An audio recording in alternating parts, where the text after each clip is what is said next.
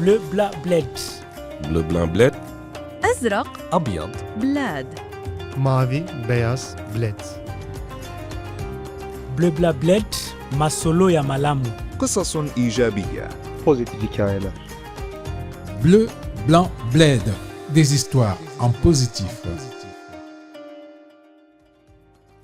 Pour ce troisième épisode, Bleu Blanc Bled va à la rencontre de Nastéo Aden, une conseillère municipale de la ville de Stein, ville du 9-3 dans le Grand Paris. Originaire de Djibouti, elle milite tous azimuts pour l'égalité des droits.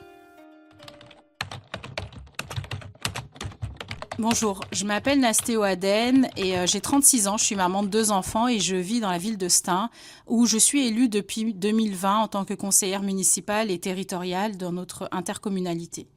Je suis arrivée dans la ville de Stein en 2014 avec beaucoup d'idées, beaucoup de rêves parce que je venais tout juste de me marier et d'acheter dans la ville. Et au moment où je récupère les clés de mon appartement, le commercial qui me donne les clés me dit « Soyez heureux, vous sortez de la cité maintenant » avec une copropriété qui était mal construite.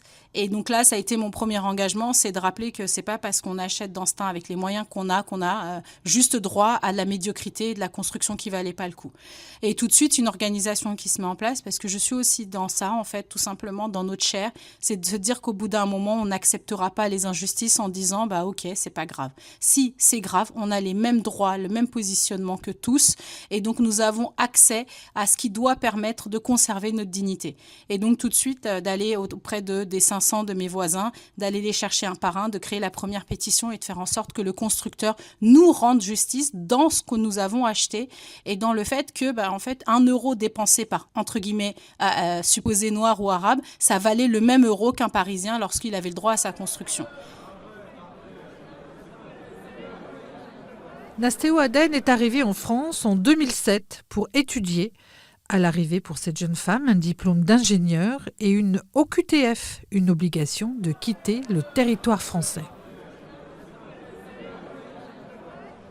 Je suis venue en France en 2007 à 18 ans, sur le territoire en tant qu'étudiante étrangère, complètement perdue, à traverser le premier hiver, à être étudiante, d'abord étudiante étrangère, puis sans papier, parce qu'en 2011, la circulaire Guéant a fait qu'il fallait que 110 000 étudiants étrangers quittent le territoire sous 30 jours. Et donc de recevoir en 2011 mon premier OQTF et de se dire purée, je suis diplômée d'école d'ingé et j'ai trouvé un CDI dans lequel en fait où je passais tout de suite en tant que responsable d'équipe. Et donc en 2011, je me retrouve sans papier, avec un diplôme, avec un CDI et une France qui me regarde en me disant merci pour les services qu'on t'a rendus et surtout n'oublie pas qu'on t'a éduqué et de repartir et de refermer la porte derrière moi.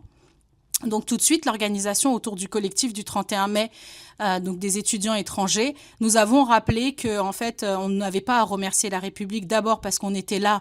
Moi, je viens de Djibouti, qui est quand même l'un des derniers pays indépendants d'Afrique, et qu'il y a quand même 20 000 soldats français dans mon pays, que j'ai appris la langue à Djibouti, et que en fait, il n'y avait aucun remerciement ou dette coloniale que je devais rendre à la France, qu'on avait aussi ce droit de vie sur nos propres vies, notre droit de destinée, et qu'un État ne pouvait pas comme ça ségréguer et repousser et surtout insister pour qu'on dise merci après cela. Féministes, nous nous battons pour l'autodétermination de toutes et tous, des peuples, des personnes et des territoires. Au Salon du Bourget, c'est une... Ce parcours la rend encore plus déterminée. Elle revendique sa place dans l'histoire de France, drapée dans son boubou. À Goma, à Gaza, pulvérisons des corps, effaçons des vies. Souvent, j'aime bien mettre le boubou de mon pays et rappeler que ce boubou est aussi fait partie du patrimoine de France, parce que avant d'avoir mon indépendance à Djibouti, les vêtements des locaux, des indigènes locaux, faisaient partie de l'histoire de France. Donc en fait, mon boubou, originaire de Djibouti, fait partie de l'histoire immatérielle de France. Pourquoi j'appuie sur le sujet du boubou ? Parce que quand j'ai eu ma fille en 2022, donc en octobre, elle est tombée malade et je suis arrivée aux urgences à 23h. Et les urgences ont fait une déclaration de maltraitance sur mon enfant parce qu'ils considéraient qu'arriver à 23h en boubou, complètement désemparé pour qu'on puisse accompagner son bébé de 4 mois, parce que je suis habillée de telle manière, parce que j'arrive de telle manière et que je ne parle supposément pas français, eh bien forcément j'étais donc un mauvais parent. Et donc en recevant cette fameuse assistante sociale, parce que on a fait un déclenchement de maltraitance sur ma fille, quand elle arrive dans la chambre de ma fille ce lundi matin, la première chose qu'elle me dit, mais vous parlez plutôt bien français quand même. Et oui, je parle plutôt bien français. Je l'ai appris du colon directement depuis Djibouti.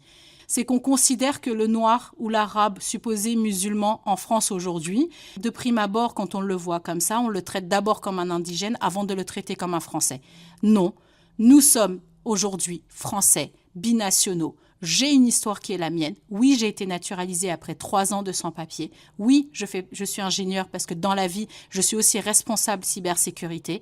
Et surtout, de rappeler que toutes ces questions-là, eh bien, on les vit dans notre chair et on est les plus légitimes à en parler. On a le droit de se défendre, qu'on a le droit de parler, qu'on a le droit de réclamer nos droits pleins et entiers. Face à ce racisme au quotidien, elle a choisi la résistance, dit-elle, sur tous les fronts, notamment avec son association Carré Citoyen, un lieu de dialogue, de formation pour les grands et les petits.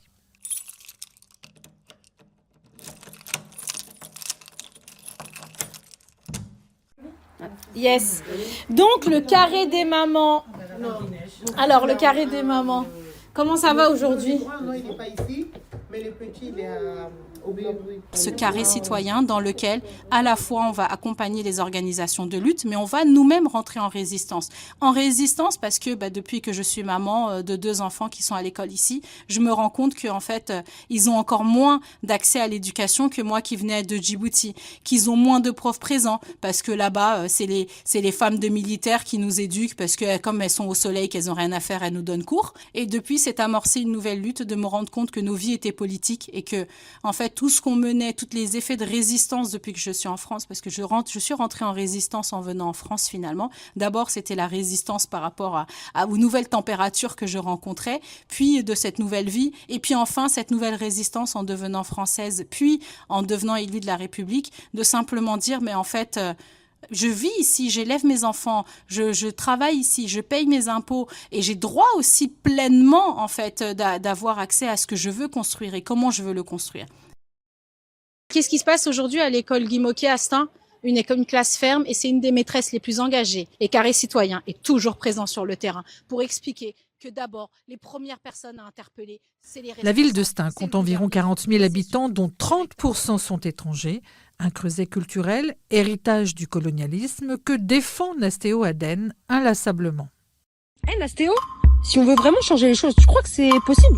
Oui, c'est tout l'objectif de Carré Citoyen. S'informer, s'organiser, se former pour résister. On a une question. Je suis en train de faire en sorte qu'en nous organisant, on continue de rester en place. Parce qu'aujourd'hui, on nous pousse, alors qu'on vient même déjà des marges. En fait, c'est les idées d'extrême droite, c'est les idées de cette fascisation de l'État qu'on va repousser, en rappelant que nous avons notre place pleine et entière, à la fois dans l'histoire de France, mais aussi dans le présent de France, et que surtout, juste qu'ils n'oublient pas, c'est nous aussi, l'avenir de France.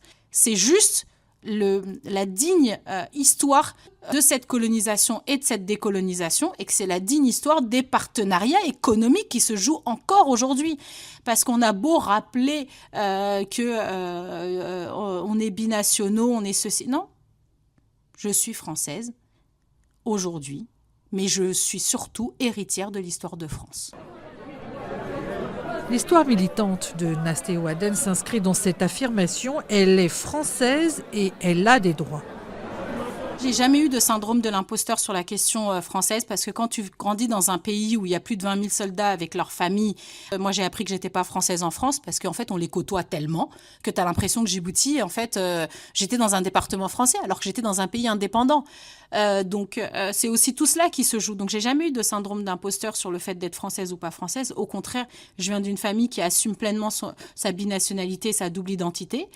Je n'ai pas de recul sur mon histoire en me disant « Ah, fais attention, on va peut-être te retirer la naturalisation qu'on t'a donnée. » Je dis « Attention, je viens quand même d'un pays dans lequel vous avez encore plus d'intérêt que moi-même qui suis née. » Donc c'est aussi ça, en fait, c'est de dire « Mais la France, au bout d'un moment, n'oubliez pas que vous avez construit votre histoire sur la nôtre. » Et donc en fait, c'est la France qui doit avoir un syndrome d'imposteur sur moi en fait. De se dire « Ah non mais désolé, je crois que tes aïeux, on leur a fait un peu de mal quand même. »